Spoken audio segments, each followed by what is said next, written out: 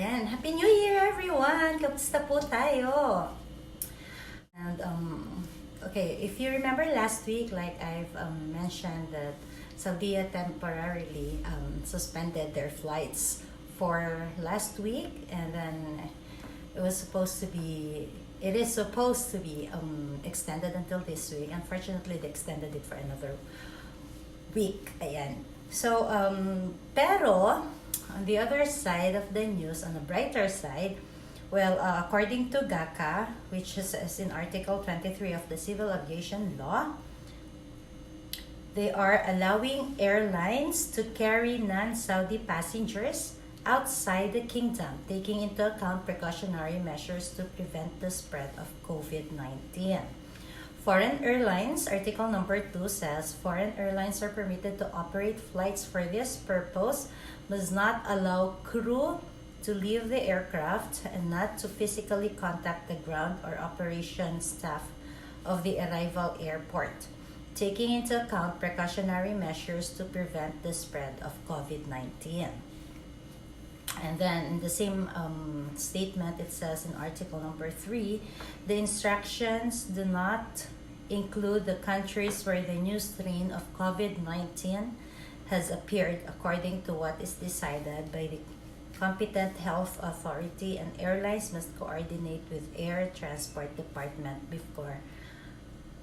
Good news, everyone! For those who are having their vacation, it was a bit late or delayed, but at least they have opened it, at least for departures. Okay. For the arriving passengers, we still have no news coming from Saudia. In line of that, Saudia has in their website provided travel guidelines and requirements due to COVID-19. So for those who are traveling and would still want to go despite this pandemic, you can just check your Saudia website, and then I'll also be posting it at the end. They have a general traveling requirements for passengers who are traveling. Says guests must check their eligibility for travel by the concerned countries and obtain the required permits and or permissions if needed. Then second one is conditions and guidelines are subject to frequent changes without prior notice. So with that, I advise that you keep checking your the Saudi website. Yeah, so clearly Saudi has given their statement regarding this.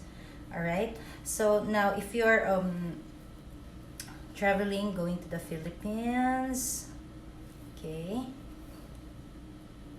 they have given enough information in their website, and then one of it is filling out of electronic CIF form online with correct name spelling as in the passport. Okay, and then you will find the electronic CIF also in the same website, doon din sa Saudia. Now, it also said all guests will have to undergo swab tests after arriving to the Philippines.